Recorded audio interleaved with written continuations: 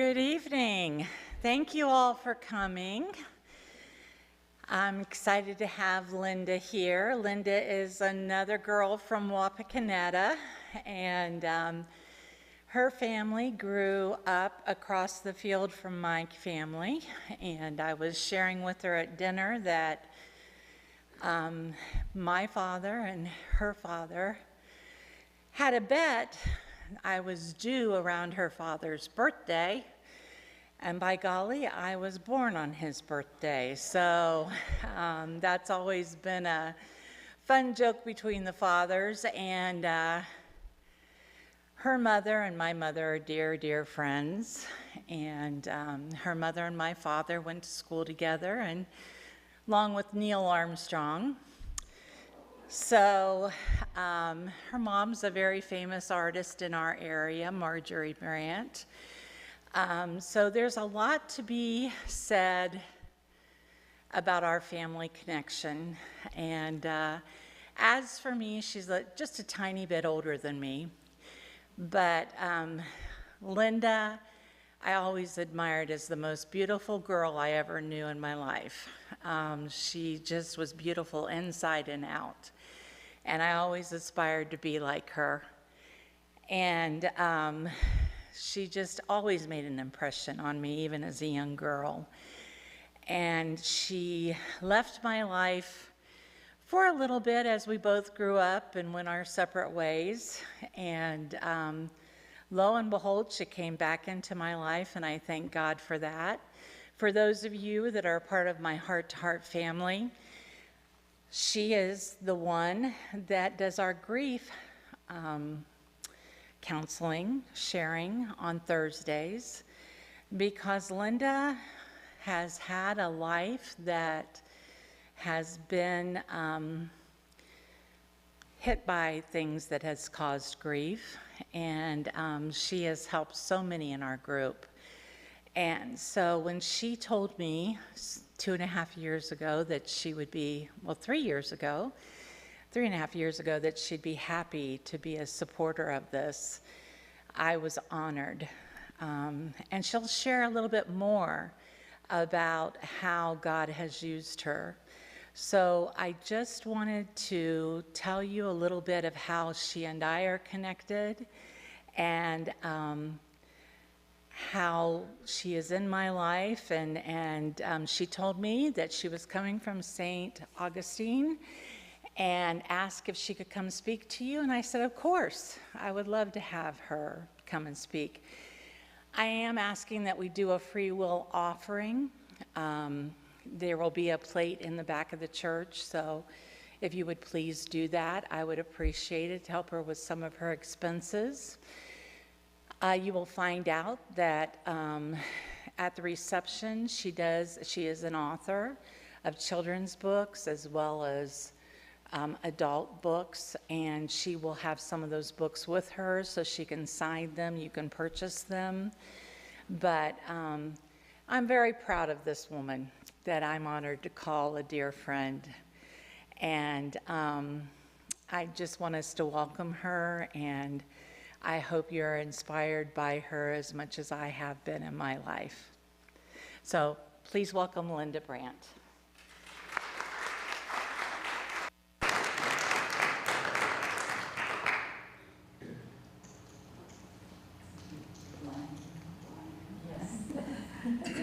Thank you. You're welcome, sweetheart.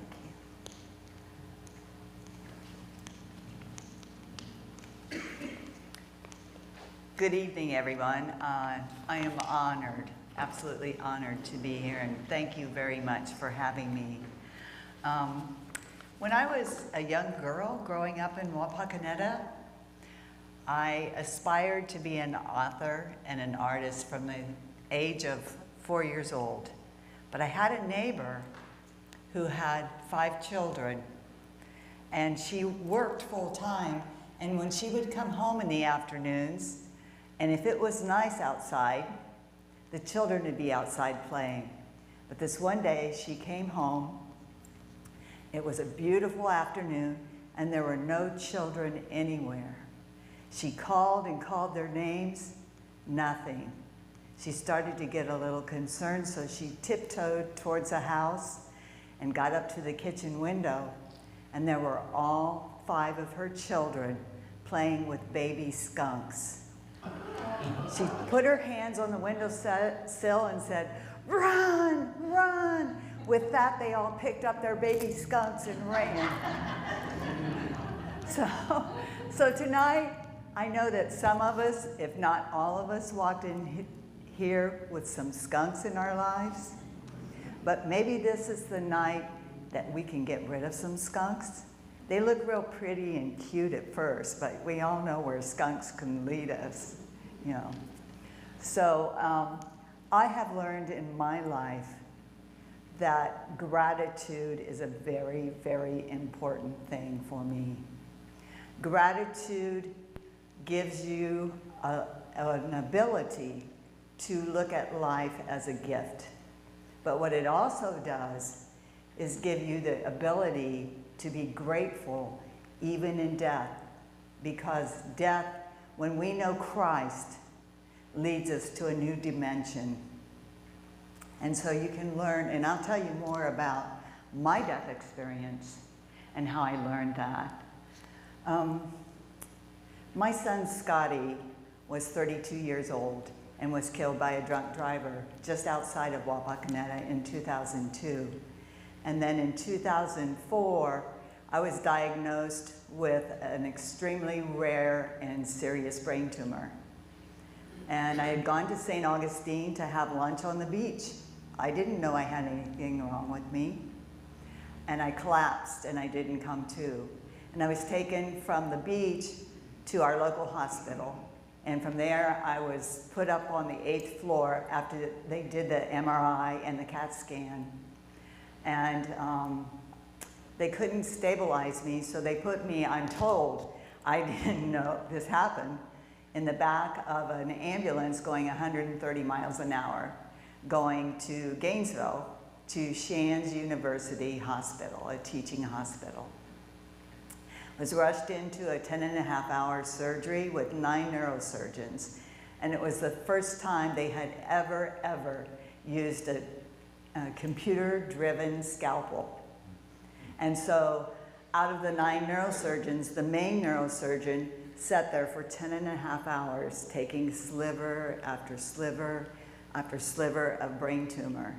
It had wrapped tentacles around my brainstem, which was never have ever seen a brain tumor quite like that.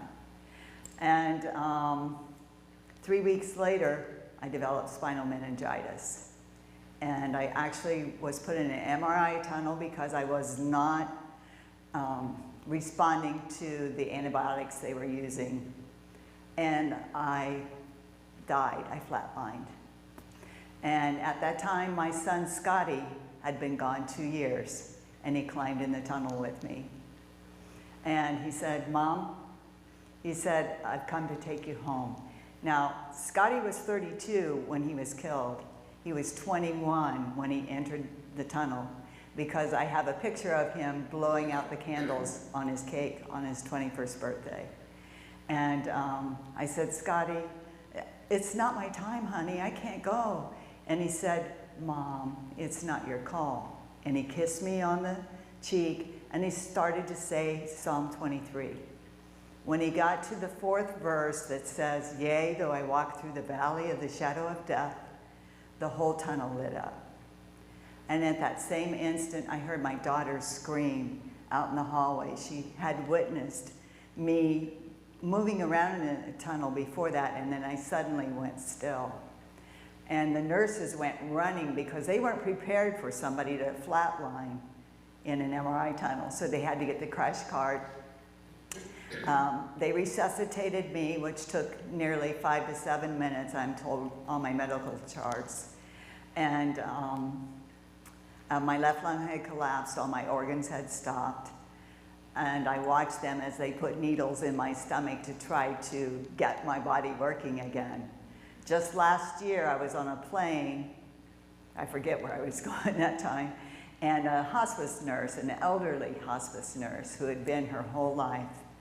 I started telling her a little bit about my story, she just gently put her arms on my arm and said, you know, people that have been resuscitated like that, they don't live very long. And she said, nobody has ever lived who has had anything touch their brainstem.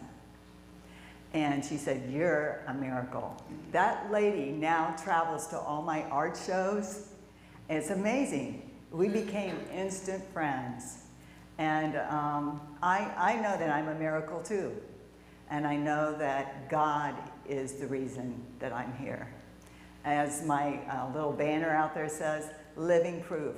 I can tell you without a shadow of a doubt that having a life filled with gratitude and knowing that God is and has provided a Savior for you. And I'm so grateful.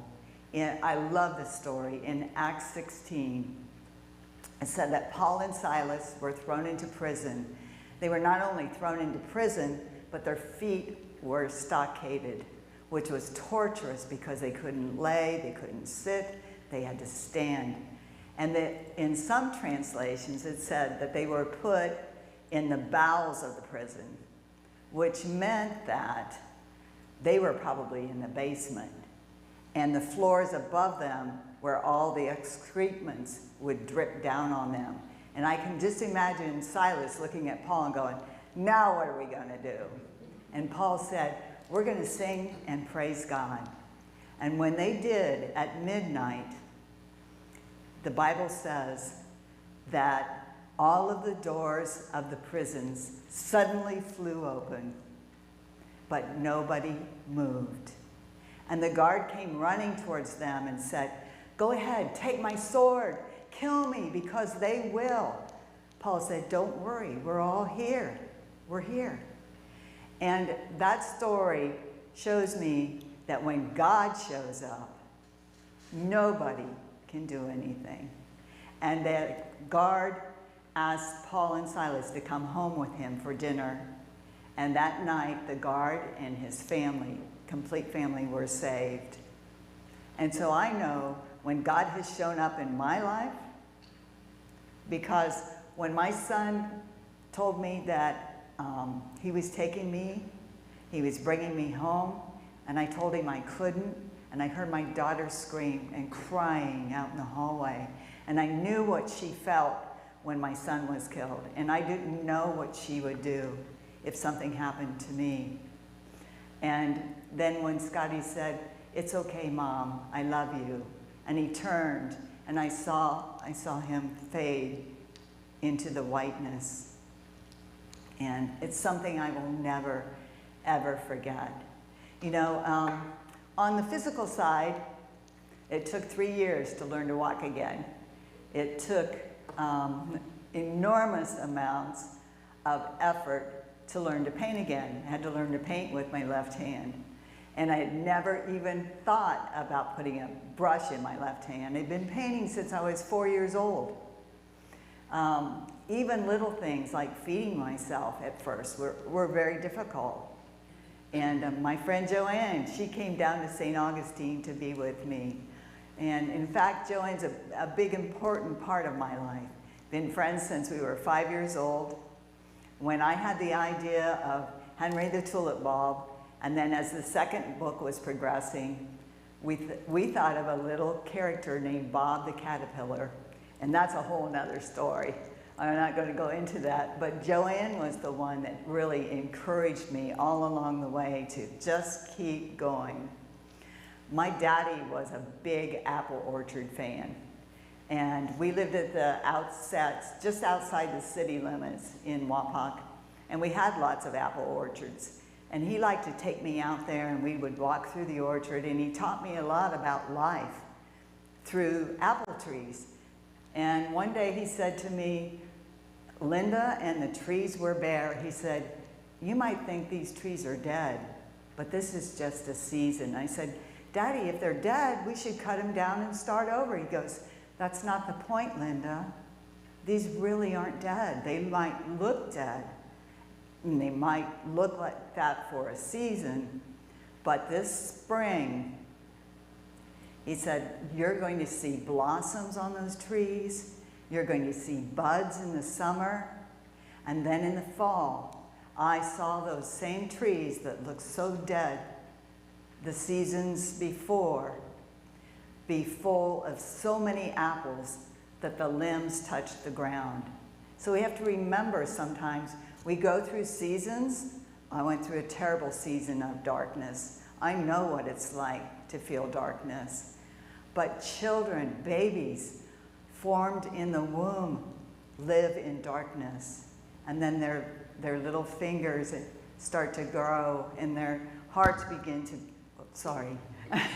their hearts begin to beat and their toes begin to move. And my little character, Henry the tulip bulb, he learned an attitude of gratitude through growing through the ground, growing through a pile of manure, getting it stomped on his head. But it was when he filled his heart with gratitude, just like Paul and Silas did. I've studied this a lot because I'm so interested in the brain, because I lost 25% of my brain in that brain surgery. And there is a scientist named Dr. Marasu Emoto. He's Japanese. And he did a study on gratitude and the power of water. And he was determined to find out if water could absorb information. And this was what he found out. He went to a polluted dam and he took water and he brought it back to his laboratory and froze it. He took that frozen water, put it on a slide under the microscope, and he saw the most ugly, pungent water crystals. They were yellow, they looked putrid. So he took that same water and took it back to a monk. And he said, will you please pray over this water and thank God for this water? So the monk did that.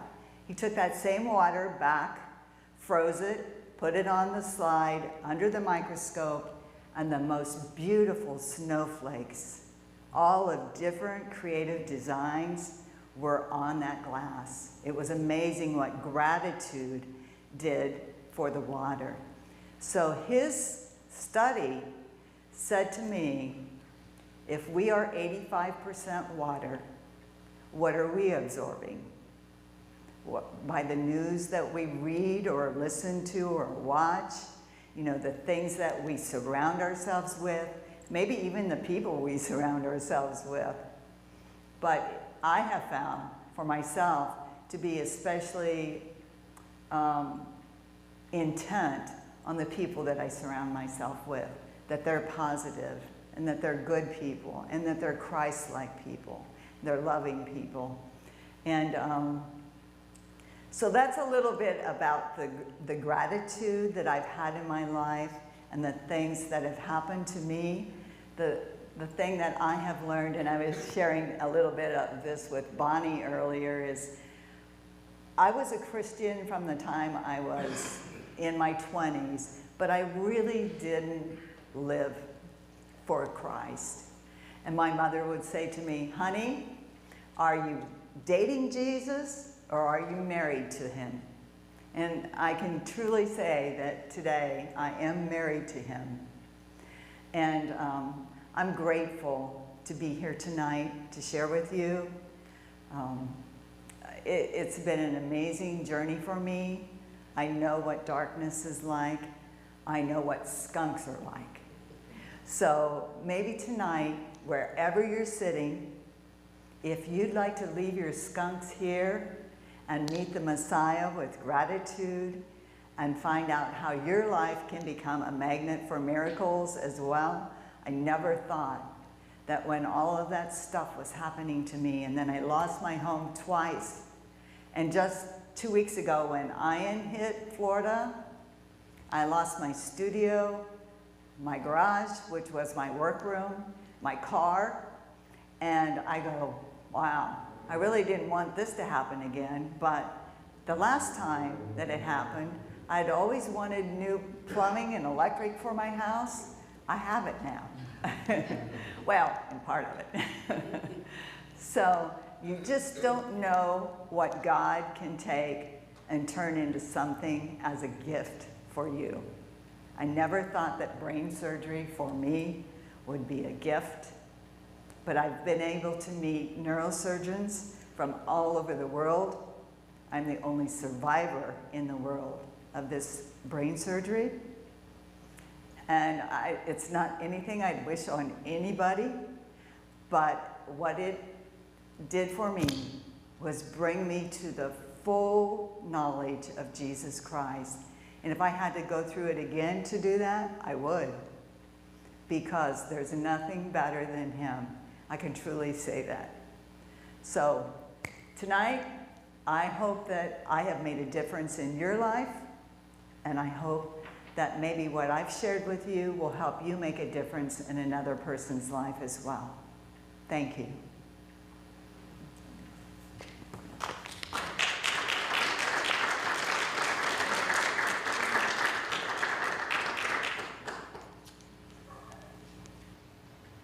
Well, thank you everyone for coming, and again, we have the offering plate out there if you would like to give her a gift, and you are all welcome to join us in the Family Life Center.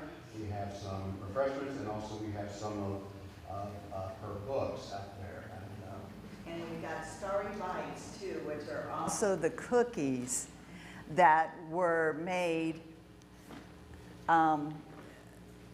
Actually, Bob and Henry, in the story of To the Moon, Henry, they packed their rocket ship full of Starry Bites. And I have a little baker back in Florida who's been making these for me, and we're going to share some with you tonight.